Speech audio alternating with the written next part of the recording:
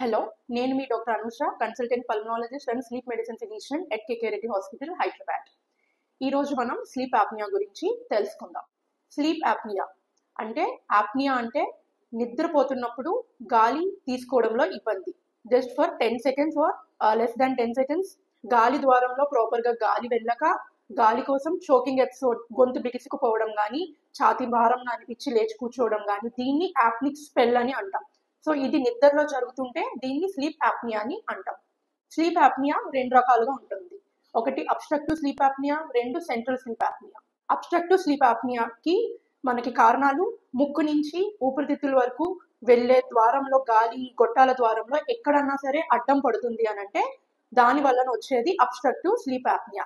దానికి కారణాలు ఎలా ఉంటాయి అని అంటే, ముక్కులో తీసుకుంటే ముక్కు లోపల కండర ఏదైతే ఉంటుందో అది వంకరగా ఉండడం కానీ, సైనసైటిస్ ఉండడం కానీ, లేకపోతే పాలిప్స్ అంటారు చిన్న గ్రోత్ లాగా ఉండడం కానీ, లేదు అని అంటే గొంతు మనకి నెక్ సర్కంఫరెన్స్ ఎక్కువగా ఉండడం కానీ, టాన్సిల్స్, ఎడినాయిడ్స్ అని వింటూ ఉంటారు కదా గొంతులో, ఇలాంటి ఇబ్బందులు ఉన్నప్పుడు, లేదా స్వరపేటికలో ఏమన్నా ఇబ్బందులు ఉన్నప్పుడు కానీ ఇది అబ్స్ట్రక్టివ్ స్లీప్ యాప్నియా అనేది రావచ్చు.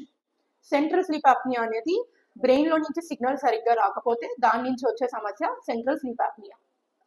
సో దీంట్లో లక్షణాలు ఎలా ఉంటాయి?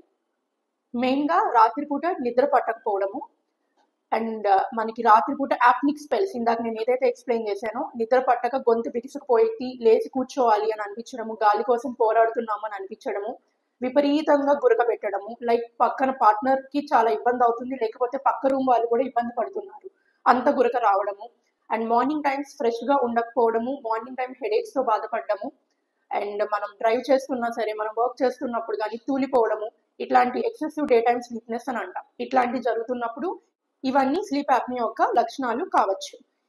ఈ సమస్యలే కాకుండా ఈ రోజుల్లో చూస్తున్న రీజన్స్ ఏంటి అని అంటే, విపరీతంగా ఊబకాయం ఉండడము, అండ్ నెక్ సర్కంఫరెన్స్ అనేది, అబ్డామినల్ సర్కంఫరెన్స్ అనేది ఎక్కువ ఉండడము, ఎక్కువగా టీ కాఫీలకి అలవాటు పడడము, ఆల్కహాల్ స్మోకింగ్ బాగా ఎక్కువ మోతాదులో తీసుకుంటున్నప్పుడు కూడా ఇట్లాంటి స్లీప్ యాప్నియా అనేది చూస్తుంటాం.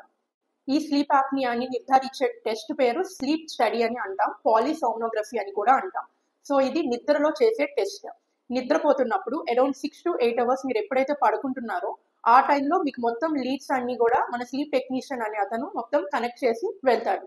లైక్ ఇందులో ఉండే పారామీటర్స్ ఈసీజీ, ఈఈజీ, మన bodily movements and saturation, oxygen levels, ఇవన్నీ కూడా మొత్తం ఈసీజీ లీడ్స్, మొత్తం అన్ని ఈజీ లీడ్స్ అన్ని కూడా కనెక్ట్ చేసి ఈ 6 అవర్స్ ఆఫ్ స్లీప్ లో మీ ప్యాటర్న్, రిథమ్ ఎట్లా ఉంది అని చెప్పి మొత్తం చిప్ లో మనకి రికార్డ్ అవుతుంది.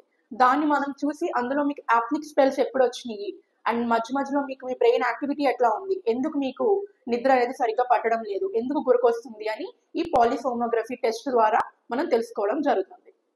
సో ఈ స్లీప్ యాప్నియాకి non medical treatment and medical treatment 2 విధాలుగా విభజిస్తాం. నాన్ మెడికల్ ట్రీట్మెంట్ వచ్చి lifestyle modification, physical activity, exercise చేసి మన బాడీ మాస్ ఇండెక్స్ ని తగ్గించుకోవడం, ఒబేసిటీ ఉంటే ఒబేసిటీని తగ్గించడం, and avoiding the smoking and alcohol, ఇవి పూర్తిగా బంద్ చేయడము. ఇవి నాన్ మెడికల్ థెరపీలోకి వస్తాయి. మెడికల్ థెరపీ వచ్చి there are some devices, CPAP, BiPAP, అవసరాన్ని బట్టి ఎవాప్స్ అని చెప్పి కొన్ని పరికరాలు ఉంటాయి. అది మన స్లీప్ స్టడీ రిపోర్ట్ని బట్టి ఏ రకమైన మషిన్ మీకు అవసరం పడుతుంది, ఎన్ని గంటలు పెట్టుకోవాలి, ఎన్ని నెలలు పెట్టుకోవాలి అనేది ప్రిస్క్రైబ్ చేయడం జరుగుతుంది.